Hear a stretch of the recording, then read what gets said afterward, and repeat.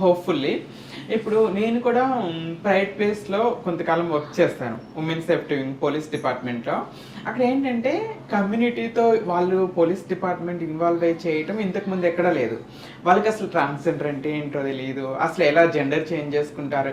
ట్రాన్స్ men's గురించి awareness లేదు. అమ్మాయి నుండి అబ్బాయిగా మారితే, అబ్బాయి నుండి అమ్మాయిగా మారితే, లేకపోతే ట్రాన్స్ ఉమెన్ అని, లేకపోతే అమ్మాయి నుండి అబ్బాయిగా మారిపోతే ట్రాన్స్ మెన్ అని ఇవేమి తెలియదు. ఎల్‌జిబిటిక్యూ అంటే వీళ్ళ గురించి అంటే చాలా తక్కువ అవగాహన ఉండేది వాళ్ళకి. ఎందుకంటే నేను జాయిన్ అయినప్పుడు అమ్మ అంటే నేను మొత్తం ఎక్స్ప్లెయిన్ చేయటం, వాళ్ళకి అవేర్నెస్ కలిగించడం, సెన్సిటైజేషన్ చేపించడం, చాలా మంది పోలీస్ వాళ్ళతో నేను ఇంటరాక్ట్ అయ్యాను.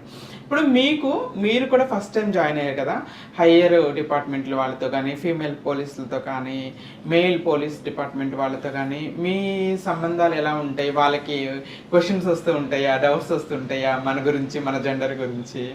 అయితే మేము బిఫోర్ జాయినింగ్ చాలా అంటే ఈ సెలక్షన్కే పెద్ద టెన్షన్ పడ్డాము. ట్రైనింగ్ కూడా గోషామహల్ పిఎస్ పరిధిలో 1 month పాటు ఇచ్చారు. చాలా బాగా ఇచ్చారు హరీష్ సార్ గారు, గోషామహల్ ట్రాఫిక్ ఇన్స్పెక్టర్ హరీష్ గారు.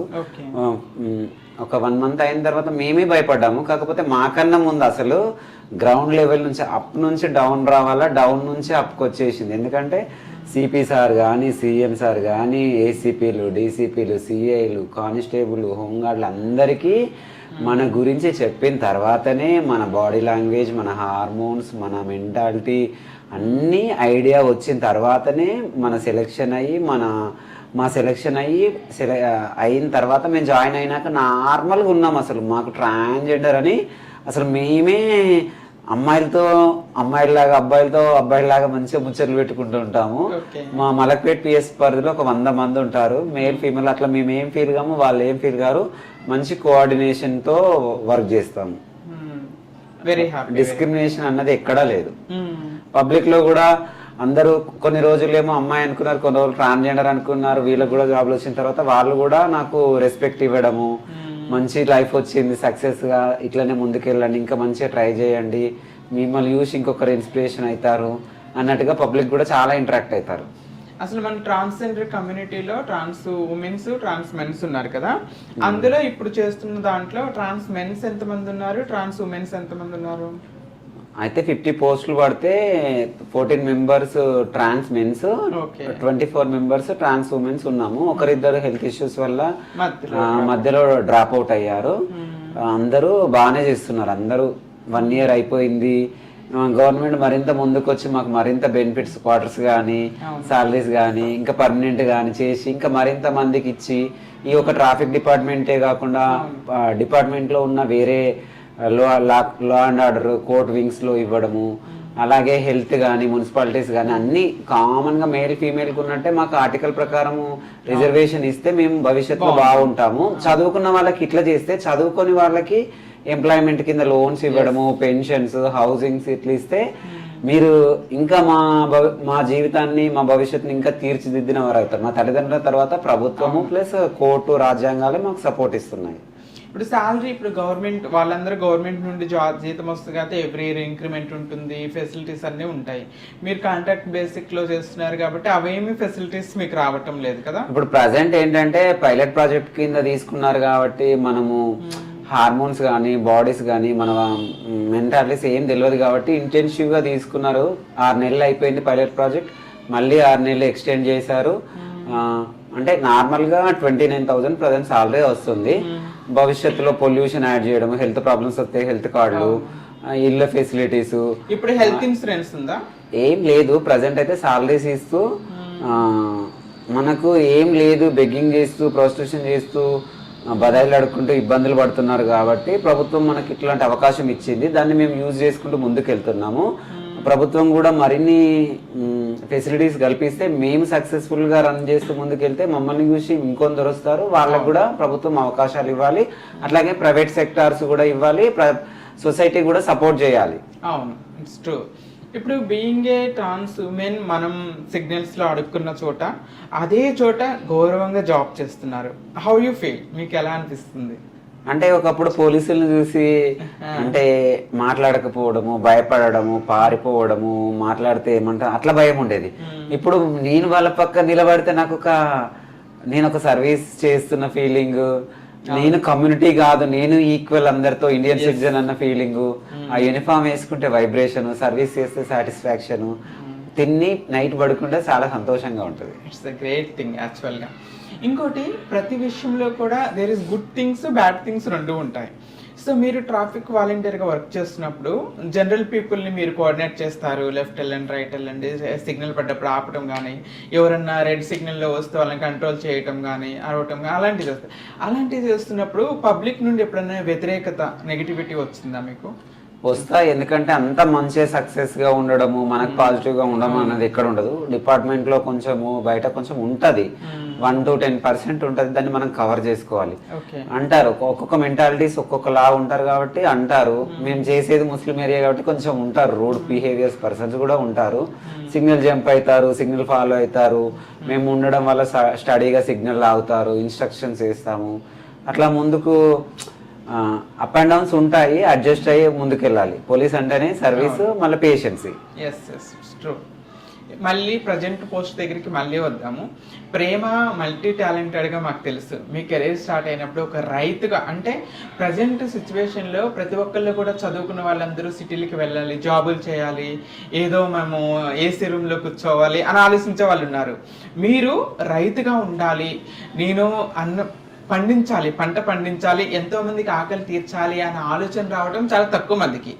మీకు ఆ ఆలోచన రావడానికి కారణం, ఒక రైతుగా, ట్రాన్స్జెండర్ రైతుగా you are the first person నాకు తెలిసి దేశంలోనే, ప్రపంచంలోనే ఫుల్ టైం ఫార్మర్ గా నేనే. మీరే ఫస్ట్ పర్సన్. కమ్యూనిటీని వదిలి, పర్సనల్ అన్ని వదిలేసి ఇండిపెండెంట్ గా ఊర్లో, సొంత ఊర్లో ఫార్మర్ గా ఉన్నాను పేరెంట్స్ దగ్గర. అది రీజన్ ఏంటి? మీరు రైతుగా ఉండిపోవడానికి రీజన్ ఏంటి అసలు?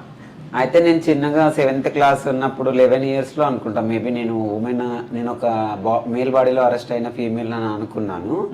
తర్వాత ఎవరికి చెప్పకపోయేది. ఇంటర్ స్టేజ్ ఇచ్చి డిగ్రీ ఫస్ట్ ఇయర్, సెకండ్ ఇయర్లో డిస్కంటిన్యూ ఉన్నప్పుడు ఫ్యామిలీలో చిన్న డిస్ప్యూట్ రావడము, చిన్న చిన్న 1-2 మిస్టేక్స్ వల్ల గొడవ అయ్యి, నేను కమ్యూనిటీ ఢిల్లీకి వెళ్దాం అనుకుంటే వరంగల్కి వేరే కమ్యూనిటీ పిల్ల తీసుకురావడము, నేను సర్జరీ చేసుకోవడము, కమ్యూనిటీలో ఉండి టాప్ సర్జరీస్, బాటమ్ సర్జరీస్. మా వరంగల్లో రంజిత గురువు గారు ఉంటారు, తనే నాకు మంచి చెడు, రంజిత గురువును రోషిని గారు, తనే నాకు కమ్యూనిటీలో మంచి చెడు సర్జరీస్ సపోర్ట్గా ఉన్నారు.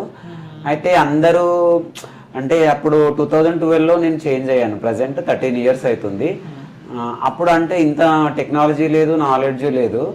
అందరూ ఇదే బెగ్గింగ్, ట్రైన్లలో వెళ్తే పబ్లిక్ అరవడము, పోలీస్ డిపార్ట్మెంట్ నుంచి నెగిటివ్ రావడము, అట్లా గిల్టీ ఫీలింగ్ అనిపించేది. ఎందుకంటే నేను మంచి ఫ్యామిలీలో ఉండడము, మంచిగా చదువుకోవడము, నెగిటివ్ మార్క్స్ లేకుండా ఉండడం వల్ల సిన్సియర్గా ఉన్నా, కమ్యూనిటీలో సిన్సియర్గా ఉన్నా, ఇంట్లో సిన్సియర్గా ఉన్నా, అదే బాయ్గా. మళ్ళీ వరంగల్లో కూడా చదవడానికి ట్రై చేశాను, కానీ అప్పుడు ట్రాన్స్జెండర్ కాలం లేకుండా, ఎప్పుడు 2016లో, అప్పుడు లేకుండే. 2019 ఆర్టికల్ ప్రకారం వచ్చింది. ఇప్పుడు అన్నిట్లలో ట్రాన్స్జెండర్ ఆప్షన్ వస్తుంది, అదర్స్ అని. మళ్ళీ కమ్యూనిటీలో 2016లో చిన్న మిస్టేక్స్ జరిగింది. అంటే రోడ్డు మీద వెళ్తే అందరు అనడం వల్ల చాలా గిల్టీగా అనిపించి, మా అమ్మ రమ్మని, కొంచెం హెల్త్ బాగాలేకుండా జ్వరం వచ్చింది, రిక్వెస్ట్ చేస్తే అటే వెళ్ళిపోయినా. ఇంకా నేను అక్కడే ఉన్నా. నేను మళ్ళీ ప్రాపర్టీస్ కూడా ఇవ్వలేదు, అమ్మ నాన్నతో ఫైట్ చేసి ప్రాపర్టీస్ తీసుకొని ప్రాబ్లమ్స్ అన్ని సాల్వ్ చేసుకొని మళ్ళీ అమ్మ నాన్న కోసం అబ్బాయిలాగా ఉండి కొన్ని రోజులు ఫైట్ చేసి సారీ కట్టుకున్నా.